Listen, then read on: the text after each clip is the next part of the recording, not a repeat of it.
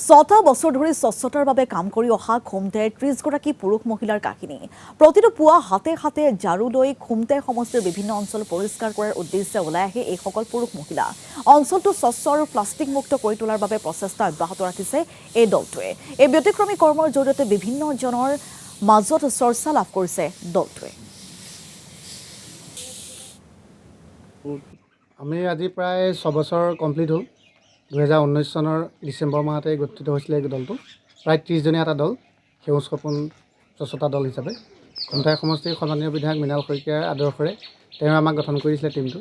তেওঁৰ সপোন আছিলে যে সমষ্টিটো মানে প্লাষ্টিক মুক্ত কৰা, আৰু সেই উদ্দেশ্যে আজি আমাৰ 6 বছৰ কমপ্লিট হৈ গ'লহি। আৰু আমি প্লাষ্টিক মুক্ত কৰি পেলাই আমিও বুজি পালোঁ যে প্লাষ্টিকৰ যি ভয়াৱহতা সেই কথা গোটেই ৰাইজে জানে। গতিকে সেইটোৰ প্ৰতি ৰাইজ সজাগ হ'ব হৈ গ'ল, যিহেতু আমাৰ মাটিখিনি বহুত এতিয়া বেয়া কৰি আহিছে। গতিকে আমি নৱপ্ৰজন্মটোক সেইটোকে কথা কৈছোঁ, যাতে তেওঁলোকেও প্লাষ্টিকৰ ভয়াৱহতাৰ কথা চিন্তা কৰি প্লাষ্টিক মুক্তি কৰাৰ চেষ্টা কৰক।